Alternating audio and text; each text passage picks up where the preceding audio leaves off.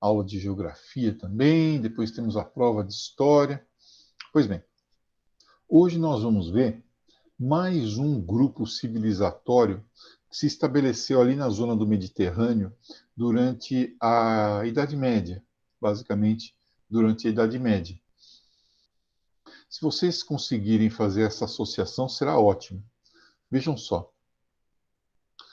O primeiro grupo que nós vimos foram os bizantinos, que seguiam a religião ortodoxa, né, a religião cristã ortodoxa, que não reconhecia o Papa, e não reconhece até hoje, essa religião ainda existe, né? Tem uns 300 milhões de seguidores no mundo, é um número bastante significativo. Então, eles não seguem o Papa de Roma, não seguem o Papa de Roma. Eles seguem o Patriarca de Constantinopla, enfim, né, eles seguem outro grupo. Aliás, Constantinopla, que hoje chama-se Istambul. Então, Bizâncio, o grupo cristão ortodoxo. Aí nós vimos os reinos bárbaros cristãos, e dentre esses reinos bárbaros cristãos, nós vimos o reino franco. Carlos Magno, lembra? Pepino Breve, Carlos Magno, Luís o Piedoso, aí a divisão do reino e a entrada na Idade Média Central, daqui a pouco vai entrar a Baixa Idade Média. Esses reinos bárbaros cristãos organizados a partir de uma segunda linha religiosa importante, que é o cristianismo católico, apostólico, romano, que reconhece a autoridade espiritual de sua santidade, o Papa. Né? O Papa hoje chama-se Francisco. Esqueci do nome do Papa. Né? O Papa Francisco. Muito bem.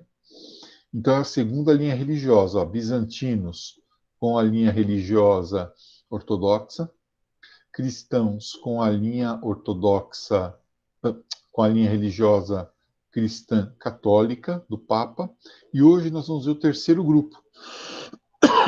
O terceiro grupo é o grupo dos muçulmanos, tá? É o grupo dos muçulmanos. Então, é outra linha religiosa importante, a linha do islamismo. Eu estou falando isso para vocês perceberem como a bacia do Mediterrâneo na Idade Média, aquela região ali, África do Norte, Oriente Médio, Europa, né? Um pouco para cima até da bacia do Mediterrâneo, se organiza em função do aspecto religioso, né? Bizantino, católico, romano e muçulmano, tá? Então, a religião, naquele momento, era um elemento poderoso de união entre os povos, né? E, inclusive, a religião utilizada com fins políticos, né? Com finalidades de expansão territorial, etc. Tá bom? Então, hoje nós vamos ver como é que isso aconteceu com o islamismo. É para vocês entenderem também que é um quadro, né? Uma dinâmica própria desses movimentos, tá? Olha lá. Então, isso aí está na página 306 do caderno 1. Se vocês puderem pegar aí, né? Seria interessante. Caderno 1, página 306. O nome da aula é Islamismo. Para a gente entender o funcionamento do, da maré árabe, né, de como os árabes saem lá da Península Arábica, no Oriente Médio, e vão conquistar toda a bacia do Mediterrâneo. Depois a religião islâmica vai conquistar também a região ali, a Ásia Central, né, eles vão se expandir bastante, mesmo que dominados pelos turcos, né? Para entender essa força política e militar, é preciso compreender um pouquinho como se organizava a Península Arábica antes de Maomé. Então, aqui nós chamamos de pré-islâmica. Em alguns livros vocês vão encontrar como pré-maometana também, tá? Pode ser encontrado aqui como pré-maometana ou pré-islâmica. É preciso entender o isolamento geográfico daquela área, porque se por um lado, vamos ver aqui, se por um lado nós temos um deserto muito significativo, né? O deserto de Negev, né? A Península do Sinai, para o lado de cá também nós temos deserto. Essa área toda aqui que nós vamos nos preocupar mais, que é a Península Arábica, ó, a Península Arábica, ela tem um deserto do lado de cá e tem o Mar Rojo, o Mar Vermelho do lado de cá, o Mar Arábico e o Golfo Pérsico do lado de cá. Então ela é bastante isolada, tá? Bastante isolada a Península Arábica. Isso possibilitou que ela tivesse um desenvolvimento próprio, né? Sem sofrer muita influência das áreas vizinhas. Até porque, sendo uma área desértica, ela não, vamos dizer assim, ela não despertava muito interesse em conquistadores e tal, né? Eram grupos que viviam por lá, basicamente em duas grandes regiões, tá? Uma delas, a Arábia Feliz, também chamada de Hedjaz, que é a região do litoral. Nessa região, você já tem cidades, você tem comércio, você já tem uma população maior, mais densamente concentrada, tá? Tem uma agricultura baseada nos produtos mediterrâneos, né, que a gente já conhece. Vamos lembrar? A azeitona para a produção do azeite, as frutas cítricas, laranja, limão, né? O tomate também, aí dessa região, cereais, né? Então, esse clima mediterrâneo que vocês se lembram das aulas de geografia, o clima mediterrâneo, ele tem o inverno ameno e chuvoso e o verão quente e seco. Esse pessoal fazia comércio, tinha uma ligação maior com o exterior.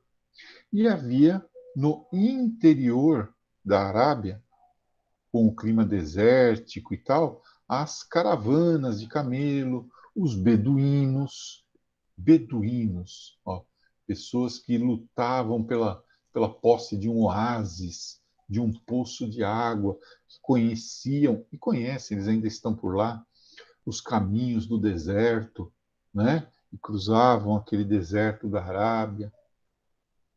Tribos inteiras.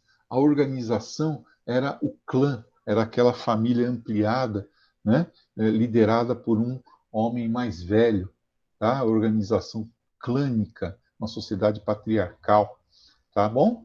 Então, essas eram as tribos nômades. Esses homens aqui, os beduínos, eram grandes guerreiros, viu? Grandes guerreiros. De um lado, você tem grandes guerreiros no interior, de outro lado, você tem atividade comercial, agricultura no litoral, cidades que já estão sofrendo uma pressão demográfica maior, né? Então, algumas coisas estão mudando. Pois bem, essas tribos todas andando lá pelo deserto da Arábia, elas adotavam uma religião politeísta, quer dizer, muitos deuses ligados, antes de Maomé, né? Ligados a forças da natureza, ligados a atividades comerciais, e cada um deles, cada uma dessas tribos, veja, são tribos nômades, né? Elas não têm como ter uma catedral, vai carregar a catedral nas costas enquanto atravessa o deserto. Não. O que acontecia?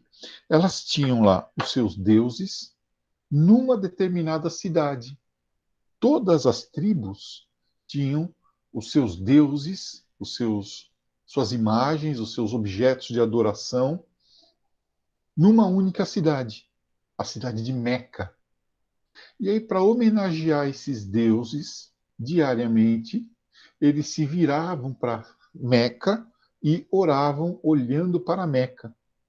Entenderam? da onde surgiu a ideia de, até que o Maomé adota para a religião muçulmana, né, de orar voltado para Meca, né?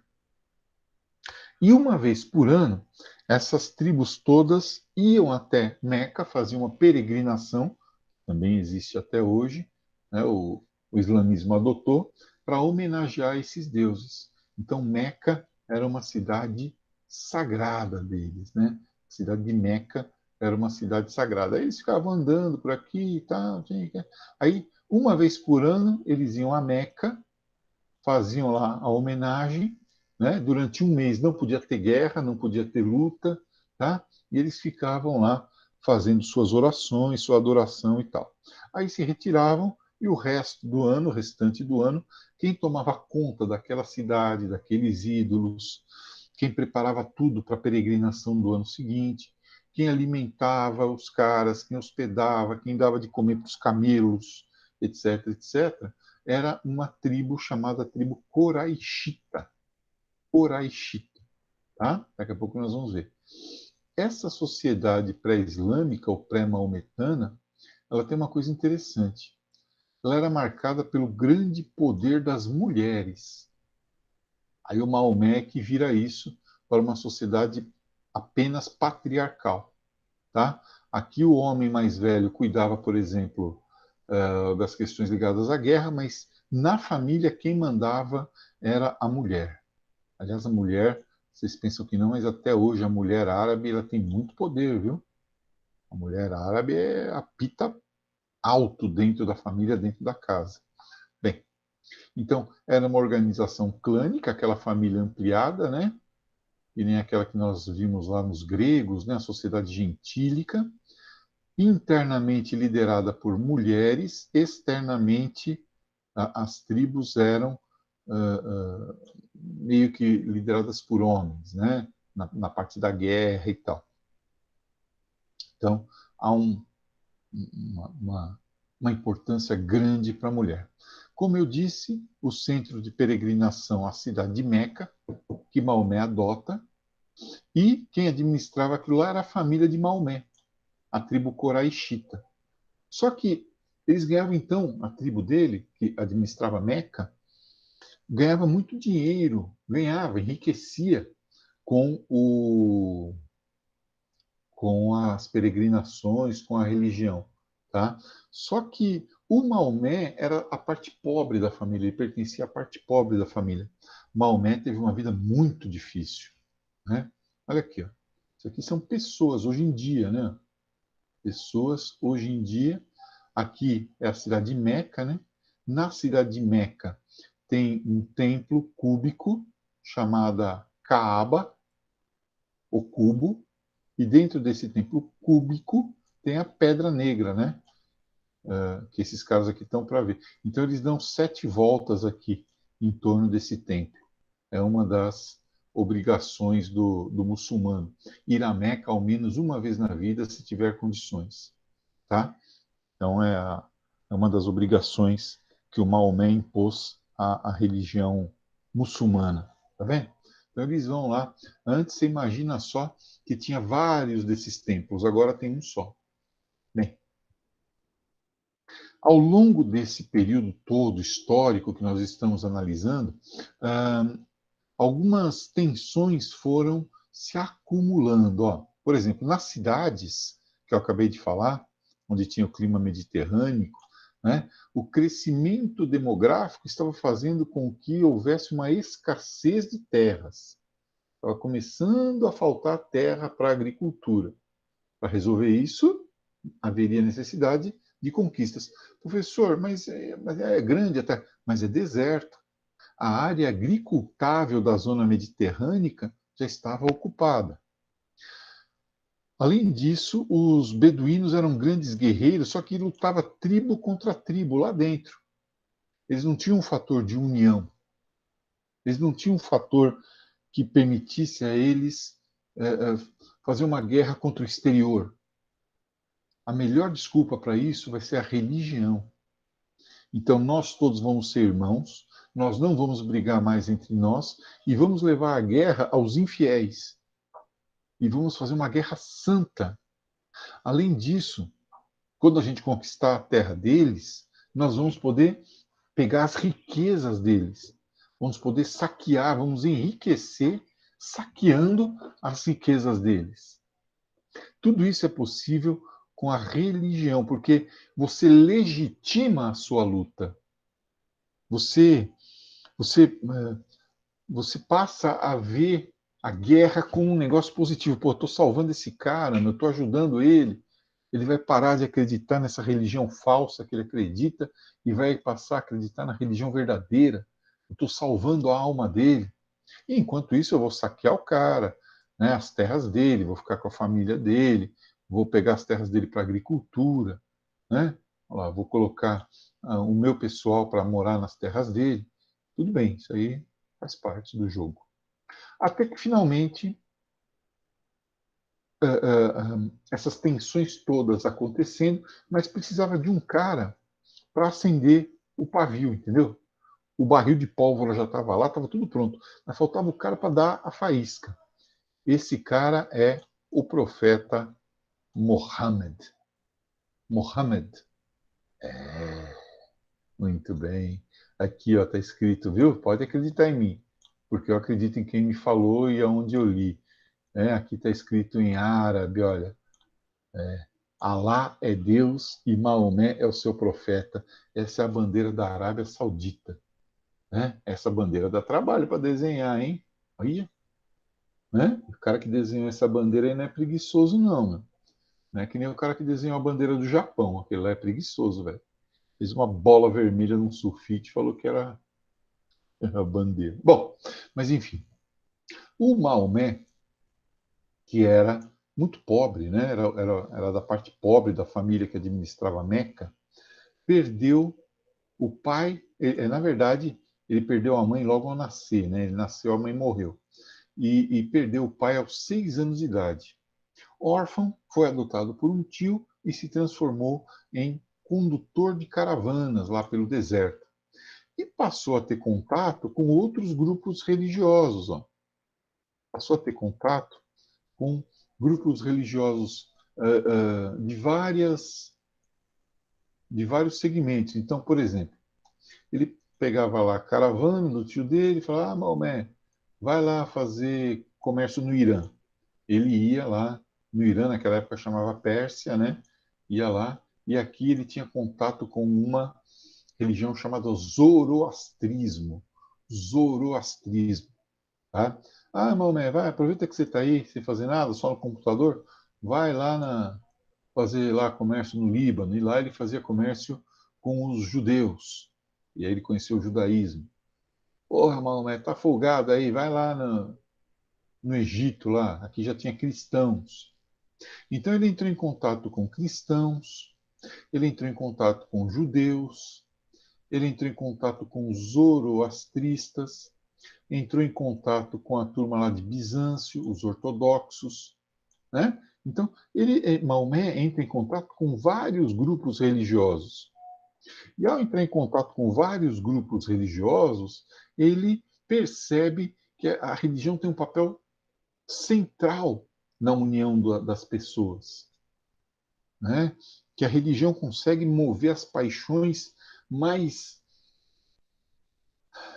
íntimas, mais profundas de um ser humano. Então, em contato com essas religiões, o zoroastrismo, que não tem imagens, não tem imagem de santos, não tem imagem de nada, não pode ter imagens no zoroastrismo, sabe? No cristianismo católico, que tem lá o Papa, que tem a Bíblia, o cristianismo ortodoxo, que era o grande fator de união e que permitia que o imperador também fosse chefe da igreja ao mesmo tempo. Ele começa a perceber vantagens nisso aí, né? No judaísmo, que tem lá o patriarca Abraão, que tem a Torá, o Velho Testamento, e que mantinha o povo judeu unido desde sempre. Porra, religião é um negócio, né? Muito bem. Ele vai pegar, então, essas contribuições todas e vai adotar ao modo de vida, ao estilo de vida, a própria religiosidade dos árabes pré-islâmicos. E vai e vai trazer uma nova religião para nós, que é o islamismo, tá? Que para os muçulmanos é uma religião revelada. O anjo Gabriel aparece para Maomé e revela para ele a sua missão, tá bom? Bem, então ele se casa com uma mulher muito rica, né, uma viúva muito rica. Aliás, ele nem foi o primeiro marido dela, né? Os árabes, na matrilinearidade, naquele momento, adotavam a poliandria. Uma mulher podia ter vários esposos. O Maomé foi o segundo esposo dela, né? Tinha lá um primeiro esposo, ele foi o segundo. Como ela era muito rica, ele para de trabalhar e vai fazer longas caminhadas pelo deserto, vai refletir, vai observar ao redor dele, né? E um dia ele aparece para a esposa dele e diz o seguinte: Khadija, e eles se amavam muito, viu? Tiveram uma filha chamada Fátima, que se casou com um cara chamado Ali, mas isso é outra história. Khadija, o anjo Gabriel apareceu para mim e falou que Maomé, que sou eu, é o profeta e Alá é Deus.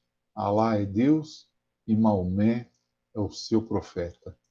Ela falou: Maomé, é isso aí. Então, de hoje em diante, você, Khadija, deve ser a minha primeira seguidora. Nós vamos começar uma nova religião. Eu vou avisar o resto da minha família. Aí ele vai e avisa para o restante da família dele, né? Que ele recebeu uma revelação e, e nessa revelação só havia um Deus, aquele monte de Deus era tudo bobagem, e só havia um profeta que era ele. E todos eles deveriam, então, respeitá-lo como profeta e Alá como Deus. Os parentes dele falam: Maomé, para de beber, Maomé, pelo amor de Deus, Maomé, você voltou a beber. Bem, resultado, ele é expulso de Meca, ele e os seguidores que ele já tinha, né? É, ele é expulso da cidade de Meca e vai para a cidade de Iatreb, fica ali perto, né? Também chamada de Medina. E uma vez lá, ele converte os beduínos, que eram grandes guerreiros. Volta para Meca e consegue derrotar os seus parentes. Tá? Aqui é Maomé colocando a pedra preta, né? Aqui, ó, tá vendo? A pedra preta aqui, né? E aqui é um tapete persa, porque perguntaram assim: quem vai ter a honra de colocar a pedra preta no lugar, né? Estão levantando a cortina aqui da Caaba que nós vimos agora há pouco, lembra? E aí o Maomé diz assim: olha, vamos pôr no tapete, cada chefe de tribo segura num lado aqui do tapete e todos juntos colocam a pedra no lugar. Né? Então, ele usa também da sabedoria, da diplomacia, né? Mohammed. Muito bem. Aí ele foge para Iatreb. Essa fuga de Maomé marca o início do calendário muçulmano, né? É a Égira. Égira. Eles não gostam, os árabes não gostam que a gente use a palavra fuga, né? Os muçulmanos. Eles preferem que a gente use a palavra saída, tá? A saída de Maomé para Medina. Que Medina também significa alguma coisa como a cidade do profeta, a cidade que acolheu o profeta. Né? Medina, quer dizer tudo isso. E lá ele consegue que os guerreiros beduínos se convertam ao islamismo, à religião dele, prometendo saques, enfim, né? Prometendo tudo o que era necessário. Volta para Meca, derrota os seus parentes, mata os parentes que haviam sido contra ele e assume o poder lá em Meca, tá? Aí ele vai aos poucos fazendo ali as regras da religião. Segundo Maomé, né, e segundo os muçulmanos, ah, ah, existem três religiões verdadeiras, tá? Três religiões verdadeiras. O cristianismo, cujo profeta é Jesus. Jesus é um profeta apenas para ele, não é o Messias. Né? O judaísmo, cujo grande profeta é Moisés. E o islamismo, cujo profeta é Maomé. Deus é o mesmo, Alá.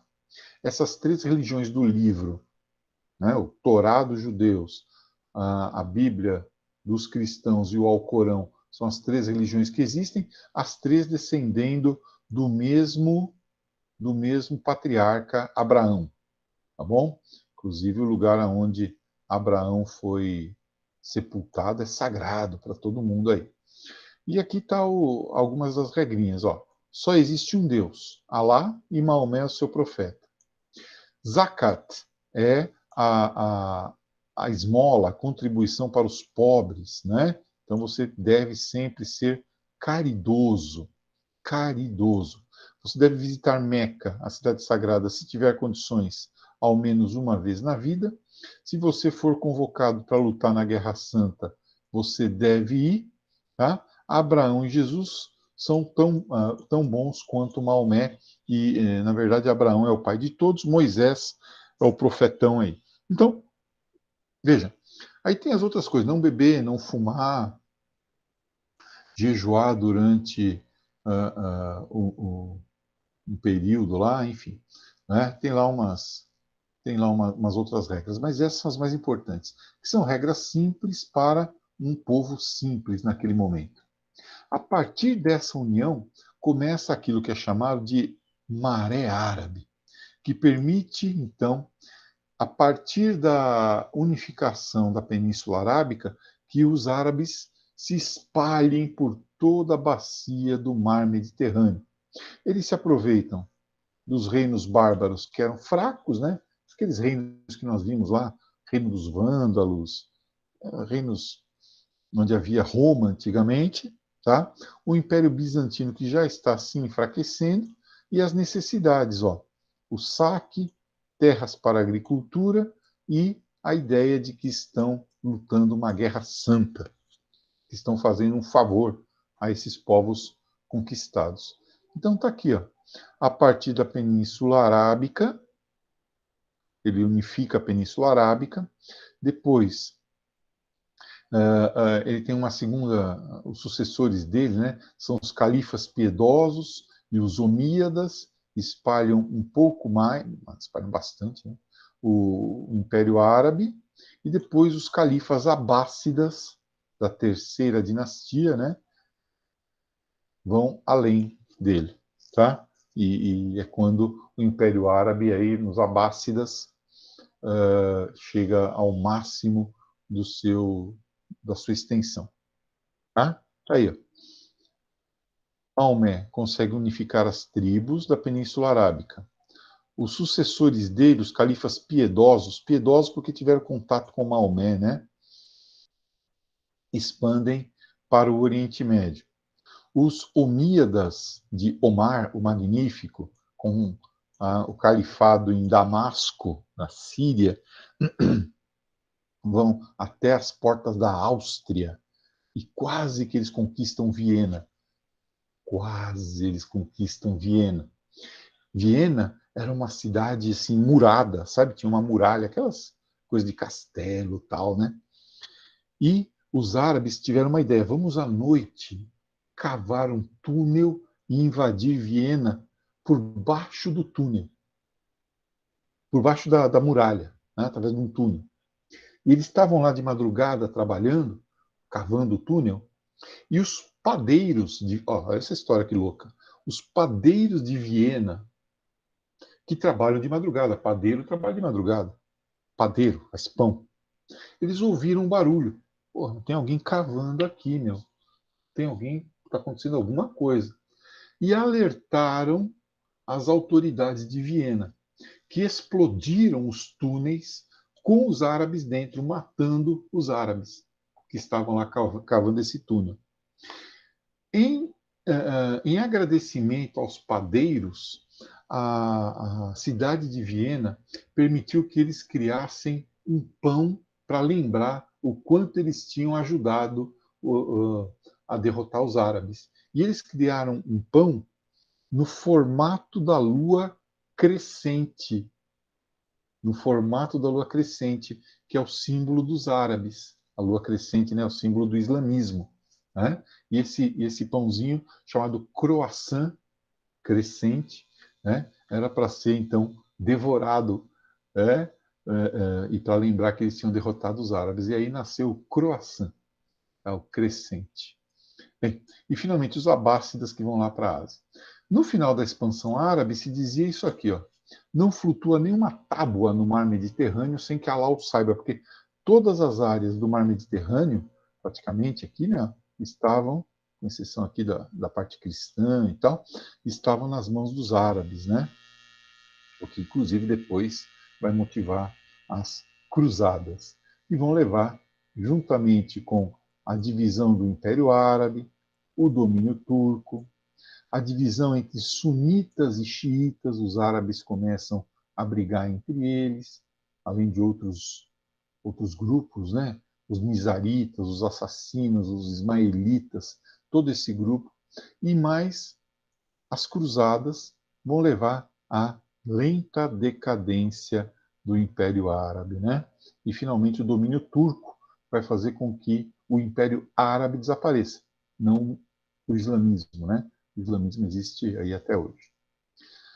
Aí, algumas das contribuições dos árabes, né? Ó, a álgebra, né? Aquele negócio do valor de x lá que vocês gostam tanto, a astronomia identificando várias constelações, porque imagina só como é que você vai se orientar no meio do deserto. Tem que ser pelas estrelas, né? Não tem pontos de referência, né?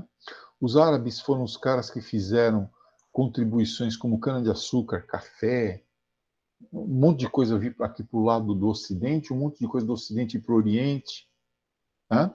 Contribuições na química, como a criação do álcool, por exemplo, que eles não bebem, né? Na contabilidade, o livro caixa, o cheque, né? Em vez de transportar um monte de ouro, você transportava um pedaço de papel assinado por um sheik, né? Que é o cheque, para chegar lá do outro lado e trocar pela mesma quantidade de ouro. Né? A medicina, com Averroes, um grande médico árabe, tá? Preservar os escritos aristotélicos que foram importantes na Idade Média europeia, né? Para poder fazer lá o tomismo, né? As ideias de Santo Tomás de Aquino. Na literatura, né? As Mil e Uma Noites, Simbal Marujo, Aladim, vocês que assistiram, aí vem o príncipe Ali. Bem, também técnicas agrícolas de irrigação, principalmente, novos produtos agrícolas, um monte de coisa, né? Que os árabes contribuíram aí para a nossa civilização. Muito bem. Então, essa é a nossa aulinha sobre os árabes. Espero que vocês tenham aprendido bastante e daqui a pouquinho nós nos encontramos para a nossa próxima aula, que vai ser a quarta aula, que vai ser de geografia, quando nós vamos corrigir os exercícios de fuso horário no Brasil. E aí, na sexta aula, vocês fazem a prova. Tá bom? Tchauzinho, até daqui a pouco.